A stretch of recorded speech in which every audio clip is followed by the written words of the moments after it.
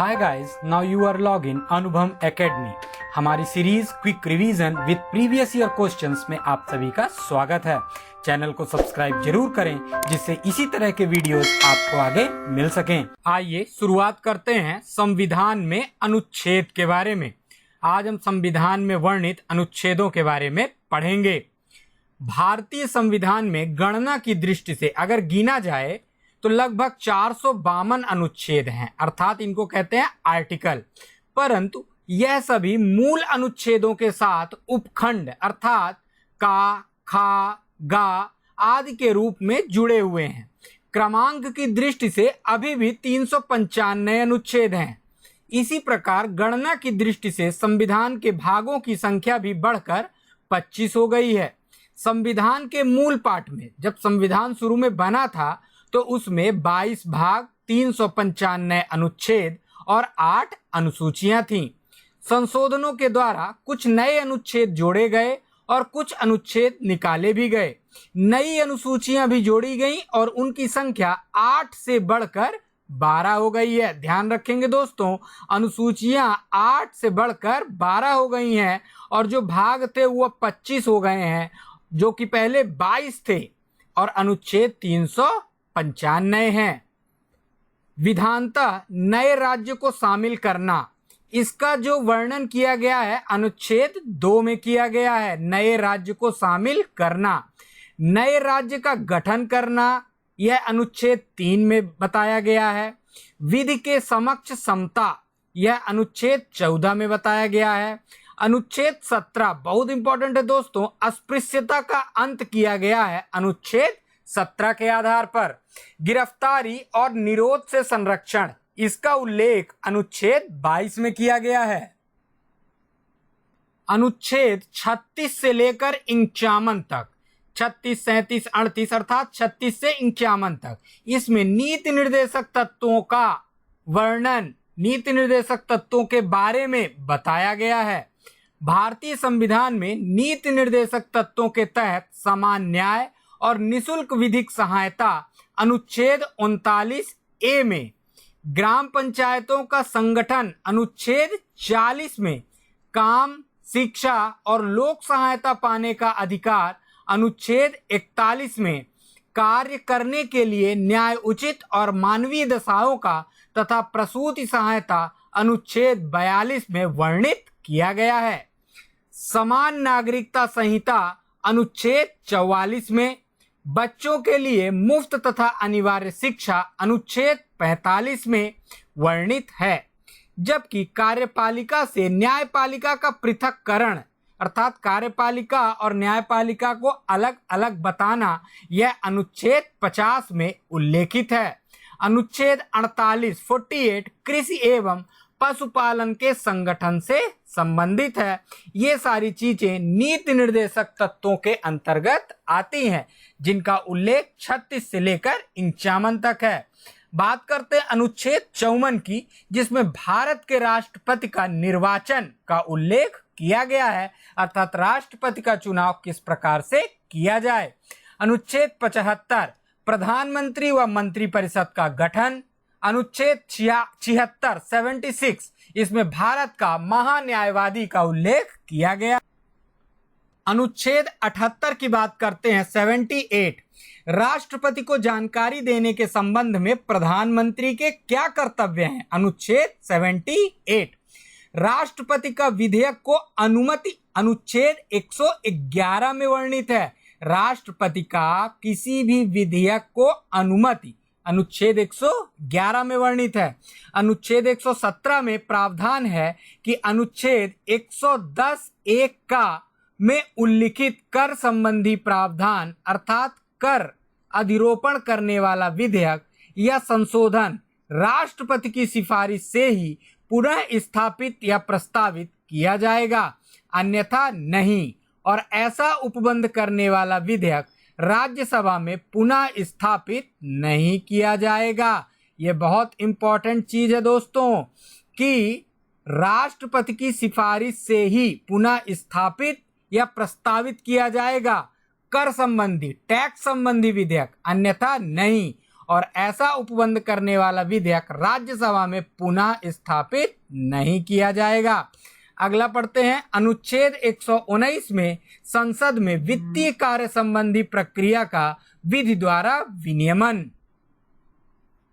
अनुच्छेद 121 में उच्चतम न्यायालय और उच्च न्यायालय के किसी न्यायाधीश के संबंध में चर्चा निर्बंधन के बारे में उल्लेख किया गया है। निर्बंधन क्या होता है? हटाने की प्रार्थना करना, अर्थात किसी न्यायाधीश के हटाने संबंधित इसमें उल्लेख किया गया है। अनुच्छेद 123 में संसद के विश्रांति काल में अध्यादेश प्रख्यापित करने की राष्ट्रपति की शक्ति का उल्लेख किया गया है। अनुच्छेद 124 की बात करते हैं तो सर्वोच्च न्यायालय के गठन का प्रावधान है। अनुच्छेद 131 सर्वोच्च न्यायालय का आरंभिक क्षेत्राधिकार। भारत का नियंत्रक एवं महालेखा परीक्षक अर्थात CAG, controller and auditor general, अनुच्छेद 148 148। अनुच्छेद 155 राज्यपाल की नियुक्ति से संबंधित है। अनुच्छेद 164 164 मुख्यमंत्रियों एवं मंत्रिपरिषद की नियुक्ति। अगला, राज्य के महाधिवक्ता की नियुक्ति संबंधी प्रावधान अनुच्छेद 165 में है तथा राज्य विधानसभाओं की संरचना अनुच्छेद 170 में वर्णित है। अनुच्छेद 215 में उच्च न्यायालय का अभिलेख न्यायालय होना, लिखित रूप में होना। अनुच्छेद 222 किसी न्यायाधीश का एक उच्च न्यायालय से दूसरे उच्च न्यायालय में अंतरण। अनुच्छेद 226 विशेष रिट जारी करने की उच्च न्यायालय की शक्ति। अनुच्छेद 227 सभी न्यायालयों के अधीक्षण की उच्च न्यायालय की शक्ति। अनुच्छेद 245 संसद द्वारा और राज्य विधानमंडलों द्वारा बनाई गई विधियों का विस्तार अर्थात विधायी शक्तियों का वितरण। वित्त आयोग का वर्णन अनुच्छेद 280 में है। अखिल भारतीय सेवाएं ये अनुच्छेद 312 में है और संघ लोक सेवा आयोग इसका उल्लेख अनुच्छेद 315 में है। अनुच्छेद 318 में लोक सेवा आयोग के सदस्यों और कर्मचारियों की सेवा की शर्तों के बारे में विनियमन बनाने की शक्ति निहित है। अनुच्छेद 320 लोक सेवा आयोग के कार्यों के बारे में बताया गया है। बात करते हैं अनुच्छेद 323 ए जिसमें प्रशासनिक अधिकरण के बारे में उल्लेख है। भारतीय संविधान के अनुच्छेद 324 में निर्वाचन आयोग के गठन का प्रावधान है। अनुच्छेद 330 में लोकसभा के लिए अनुसूचित जाति व अनुसूचित जनजाति के सदस्यों के आरक्षण के बारे में उल्लेख है। अनुच्छेद 332 राज्यों की विधानसभाओं में अनुसूचित जातियों और अनुसूचित जनजातियों के लिए स्थानों के आरक्षण से संबंधित है। अनुच्छेद 351 में हिंदी भाषा के विकास के लिए निर्देश दिए गए हैं। अनुच्छेद 352 आपात की उद्घोषणा अर्थात आपातकालीन प्रावधान के बारे में उल्लेख है। अब हम सभी अनुच्छेदों को एक दृष्टि में जो महत्वपूर्ण है उनको देखेंगे और इसके अगले वीडियो में जो अनुच्छेद बार बार परीक्षाओं में पूछे गए हैं उसके बारे में हम आपको बताएंगे। आइए शुरुआत करते हैं। अनुच्छेद 1 जिसमें संघ का नाम और राज्य क्षेत्र के बारे में बताया गया है। अनुच्छेद 2 नए राज्यों का प्रवेश या नए राज्यों की स्थापना। अनुच्छेद 3 नए राज्यों का निर्माण और वर्तमान राज्यों के क्षेत्रों, सीमाओं या नामों में परिवर्तन, इन सभी का उल्लेख अनुच्छेद 3 में है। अनुच्छेद 5 संविधान के प्रारंभ के समय नागरिकता के बारे में है। अनुच्छेद 14 विधि के समक्ष समानता का अधिकार। अनुच्छेद 15 जिसमें धर्म, मूल वंश, जाति, लिंग या जन्म स्थान के आधार पर विभेद का प्रतिषेध है। अनुच्छेद 16 लोक नियोजन के विषयों में अवसर की समानता। अनुच्छेद 17 बहुत इंपॉर्टेंट है दोस्तों, अस्पृश्यता का अंत अर्थात छुआछूत का अंत। अनुच्छेद 18 उपाधियों का अंत। अनुच्छेद 19 वाक स्वातंत्र आदि विषय कुछ अधिकारों का संरक्षण इसमें उल्लेख किया गया है। अनुच्छेद 20 जिसमें अपराधों के लिए दोष सिद्ध के संबंध में संरक्षण के बारे में बताया गया है। अनुच्छेद 21 प्राण और दैहिक स्वतंत्रता का संरक्षण। अनुच्छेद 21 का जिसके अंतर्गत 6 से 14 वर्ष तक के सभी बच्चों को निःशुल्क और अनिवार्य शिक्षा का अधिकार दिया गया है।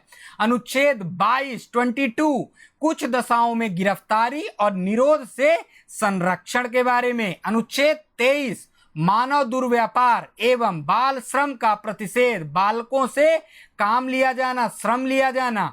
अनुच्छेद 24 कारखानों आदि में बालकों के नियोजन का प्रतिषेध। अनुच्छेद 25 जिसमें अंतःकरण की और धर्म के अबाध रूप से मानने, आचरण और प्रचार करने की स्वतंत्रता देता है। अनुच्छेद 25। अनुच्छेद 29 अल्पसंख्यक वर्गों के हितों का संरक्षण। अनुच्छेद 32 इसमें उल्लेख है संवैधानिक उपचारों का अधिकार। बहुत इंपॉर्टेंट है दोस्तों, अनुच्छेद 32 संवैधानिक उपचारों का अधिकार। अनुच्छेद 39 अर्थात 39 जिसमें राज्य द्वारा अनुसरणीय कुछ नीति तत्व के बारे में बताया गया है। अनुच्छेद 39 का जिसमें समान न्याय तथा निःशुल्क विधिक सहायता के बारे में वर्णन है। अनुच्छेद 40 जिसमें ग्राम पंचायत की स्थापना का प्रावधान है। अनुच्छेद 41 जिसमें कुछ दशाओं में काम, शिक्षा और लोक सहायता पाने का अधिकार इसके बारे में वर्णन है। अनुच्छेद 44 जिसमें नागरिकों के लिए एक समान सिविल संहिता यूनिफॉर्म सिविल कोड का प्रावधान है। अनुच्छेद 45 जिसमें 6 वर्ष से कम आयु के बच्चों की बाल्यावस्था की देखभाल और शिक्षा के लिए प्रावधान किया गया है। अनुच्छेद 48 का जिसमें पर्यावरण का संरक्षण और संवर्धन एवं वन तथा वन्य जीवों की रक्षा के बारे में बताया गया है। अनुच्छेद 50 की बात करते हैं 50 जिसमें कार्यपालिका से न्यायपालिका का पृथक्करण अर्थात दोनों में अंतर क्या है यह बतलाया गया है। अनुच्छेद 51 जिसमें अंतरराष्ट्रीय शांति और सुरक्षा के बारे में उल्लेख किया गया है। बहुत इंपॉर्टेंट है दोस्तों, अनुच्छेद 51 का जिसमें मूल कर्तव्यों के बारे में बताया गया है। अनुच्छेद 52 जिसमें भारत के राष्ट्रपति के बारे में बताया गया है। अनुच्छेद 55 राष्ट्रपति के निर्वाचन की पद्धति। अनुच्छेद 57 जिसमें पुनर्निर्वाचन के लिए पात्रता के बारे में उल्लेखित है। अनुच्छेद 58 राष्ट्रपति पद की योग्यता। अनुच्छेद 60 राष्ट्रपति द्वारा शपथ या प्रतिज्ञान। अनुच्छेद 61 राष्ट्रपति पर चलाई जाने वाली महाभियोग की प्रक्रिया।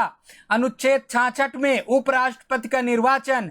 अनुच्छेद 70 में अन्य आकस्मिकताओं में राष्ट्रपति के कृत्यों का निर्वहन। अनुच्छेद 72 में राष्ट्रपति द्वारा क्षमादान अर्थात पार्डन की शक्ति। अनुच्छेद 74 में राष्ट्रपति को सहायता और सलाह देने के लिए मंत्री परिषद।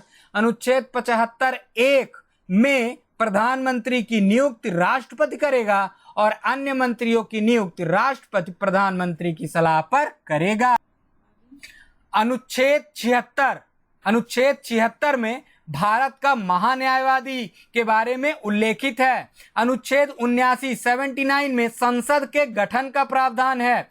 अनुच्छेद 80 जिसमें राज्यसभा की संरचना के बारे में बताया गया है। अनुच्छेद 81 में लोकसभा की संरचना। अनुच्छेद 83 अर्थात 83 में राज्यसभा एक स्थायी सदन है इसके बारे में बताया गया है।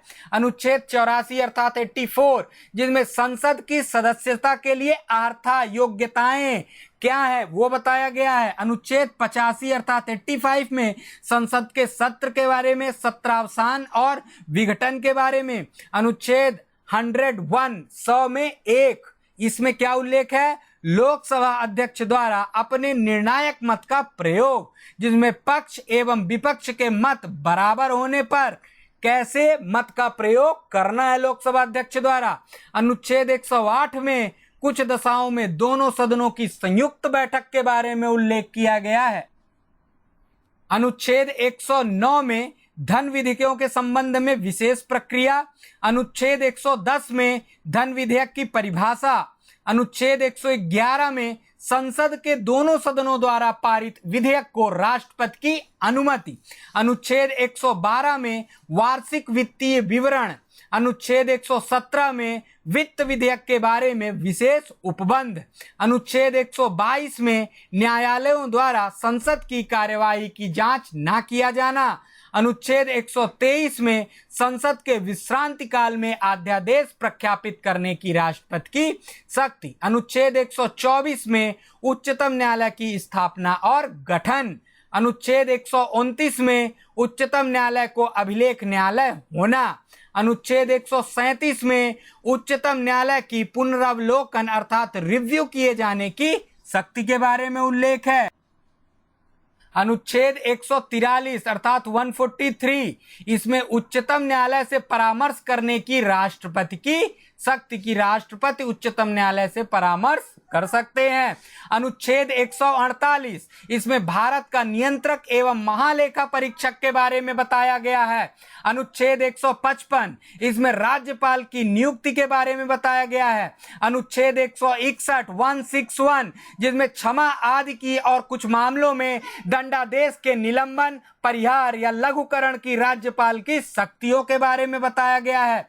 अनुच्छेद 164 के 1 में राज्यपाल द्वारा मुख्यमंत्री की नियुक्ति और मुख्यमंत्री की सलाह पर अन्य मंत्रियों की नियुक्ति के बारे में वर्णन है। अनुच्छेद 165 इसमें राज्य का महाधिवक्ता के बारे में उल्लेख है। अनुच्छेद 169 अर्थात 169 राज्यों में विधान परिषदों का उत्साधन या सृजन के बारे में उल्लेख किया गया है। अनुच्छेद 174 जिसमें राज्यपाल द्वारा राज्य विधानमंडल के समय समय पर सत्र बुलाने, उसका सत्रावसान करने तथा विधानसभा को विघटित करने का अधिकार उल्लेखित है। अनुच्छेद 200 जिसमें राज्यपाल द्वारा विधेयकों पर अनुमति देना या अनुमति पर रोक लेना या राष्ट्रपति के विचार के लिए आरक्षित कर लेना, इसका उल्लेख है। अनुच्छेद 201 जिसमें विचार के लिए आरक्षित विधेयक के बारे में उल्लेख है। अनुच्छेद 213 विधानमंडल के विश्रांति काल में राज्यपाल को अध्यादेश जारी करने की शक्ति के बारे में उल्लेख है। अनुच्छेद 214 जिसमें राज्यों के लिए उच्च न्यायालय होगी, इसका वर्णन किया गया है। अनुच्छेद 215 उच्च न्यायालयों का अभिलेख न्यायालय होगा, लिखित किया जाएगा उन न्यायालयों को, ऐसा उल्लेख 215 में है। अनुच्छेद 216 उच्च न्यायालयों का गठन किया जाएगा, ऐसा उल्लेख है। अनुच्छेद 217 में उच्च न्यायालय के न्यायाधीश की नियुक्ति और उसके पद की शर्तों के बारे में उल्लेख है। अनुच्छेद 226 इसमें उच्च न्यायालय को कुछ रिट्स जारी करने की शक्ति के बारे में उल्लेख किया गया है। अनुच्छेद 231 जिसमें 2 या 2 से अधिक राज्यों के लिए एक ही उच्च न्यायालय की स्थापना, ऐसा उल्लेख किया गया है। अनुच्छेद 233 जिसमें जिला न्यायाधीशों की नियुक्ति के बारे में वर्णन है। अनुच्छेद 239 का इसमें दिल्ली के संबंध में विशेष उपबंध वर्णित है। अनुच्छेद 241 जिसमें संघ राज्य क्षेत्रों के लिए उच्च न्यायालय का वर्णन है। अनुच्छेद 243 जिसमें पंचायतों का गठन। अनुच्छेद 243 जिसमें पंचायतों के वित्तीय मामलों पर सिफारिश करने के लिए राज्यों द्वारा वित्त आयोग गठित करने का प्रावधान है। अनुच्छेद 243 जिसमें पंचायतों के लिए निर्वाचन का उल्लेख है। अनुच्छेद 243 था नगर पालिकाओं का गठन। अनुच्छेद 243 जिसमें नगर पालिकाओं के लिए निर्वाचन का उल्लेख है। अनुच्छेद 243 जिला योजना के लिए समिति और अनुच्छेद 243 में सहकारी समितियों का निगमन के बारे में उल्लेख है।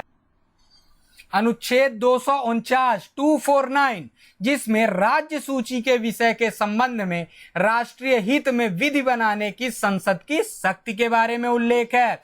अनुच्छेद 253 253 जिसमें अंतरराष्ट्रीय करारों को प्रभावी करने के लिए विधान किया गया है। अनुच्छेद 262 262 जिसमें अंतरराज्यीय नदियों के जल संबंधी विवादों का न्याय निर्णयन के बारे में उल्लेख है। अनुच्छेद 263 263 जिसमें अंतरराज्य परिषद के संबंध में उपबंध है। अनुच्छेद 266 266 जिसमें भारत और राज्यों की संचित निधियां और लोकलेख के बारे में प्रावधान है। अनुच्छेद 267 267 जिसमें भारत की आकस्मिकता निधि अर्थात कंटिंजेंसी फंड के बारे में उल्लेख है। अनुच्छेद 280 280 जिसमें वित्त आयोग अर्थात फाइनेंस कमीशन के बारे में उल्लेख किया गया है। अनुच्छेद 300 का जिसमें विधि के प्राधिकार के बिना व्यक्तियों को संपत्ति से वंचित ना किया जाना ऐसा उल्लेख है। अनुच्छेद 312 जिसमें अखिल भारतीय सेवाओं के बारे में उल्लेख है। अनुच्छेद 315 संघ और राज्यों के लिए लोक सेवा आयोग। अनुच्छेद 324 में निर्वाचनों के अधीक्षण, निदेशन और नियंत्रण का निर्वाचन आयोग में निहित होना। अनुच्छेद 326 इसमें लोकसभा और राज्यों की विधानसभाओं के लिए निर्वाचनों का वयस्क मताधिकार के आधार पर होना अर्थात वयस्क मताधिकार का उल्लेख अनुच्छेद 326 में है। अनुच्छेद 330 330 जिसमें लोकसभा में अनुसूचित जाति एवं अनुसूचित जनजातियों के लिए सीटों का आरक्षण। अनुच्छेद 331 331 जिसमें लोकसभा में आंग्ल भारतीय समुदाय का प्रतिनिधित्व जो कि 104वें संविधान संशोधन अधिनियम 2019 द्वारा निरसन का प्रावधान किया गया है। अनुच्छेद 332 332 जिसमें राज्यों की विधानसभाओं में अनुसूचित जातियों और अनुसूचित जनजातियों के लिए स्थानों का आरक्षण का उल्लेख है। अनुच्छेद 333 333 जिसमें राज्यों की विधानसभाओं में आंग्ल भारतीय समुदाय का प्रतिनिधित्व यह 104वें संविधान संशोधन अधिनियम 2019 द्वारा निरसन का प्रावधान किया गया है। अनुच्छेद 338 इसमें राष्ट्रीय अनुसूचित जाति आयोग के बारे में उल्लेख है। अनुच्छेद 338 का जिसमें राष्ट्रीय अनुसूचित जनजाति आयोग का उल्लेख है। अनुच्छेद 340 इसमें राष्ट्रीय पिछड़ा वर्ग आयोग का गठन का उल्लेख किया गया है। अनुच्छेद 343 343 जिसमें संघ की राजभाषा हिंदी और लिपि देवनागरी घोषित की गई है। अनुच्छेद 344 344 जिसमें राजभाषा आयोग का गठन किया गया है। अनुच्छेद 350 का जिसमें प्राथमिक स्तर पर मातृभाषा में शिक्षा की सुविधाओं का उल्लेख है। अनुच्छेद 352 में राष्ट्रीय आपात की घोषणा युद्ध या बाह्य आक्रमण या सशस्त्र विद्रोह की स्थिति में अनुच्छेद 352। अनुच्छेद 356 जिसमें राज्यों में संवैधानिक तंत्र के विफल हो जाने की दशा में उपबंध का उल्लेख है। अनुच्छेद 360 360 जिसमें वित्तीय आपातकाल घोषित करने का प्रावधान है। अनुच्छेद 368 संसद को संविधान में संशोधन करने की शक्ति और प्रक्रिया का उल्लेख है। बहुत इंपॉर्टेंट है दोस्तों। अनुच्छेद 368 संसद को संविधान में संशोधन करने की शक्ति और प्रक्रिया। दोस्तों इसके अगले वीडियो में जो अनुच्छेदों पर प्रश्न पूछे गए हैं, बार बार पूछे गए हैं, उन सभी प्रश्नों को हम अगले वीडियो में आपको बताएंगे। इसलिए दोस्तों चैनल को सब्सक्राइब जरूर कीजिएगा जिससे इसी तरह के महत्वपूर्ण वीडियो हम आप तक पहुंचा सके जो कम समय में ज्यादा से ज्यादा जानकारी आपको दे सकें। नमस्कार दोस्तों।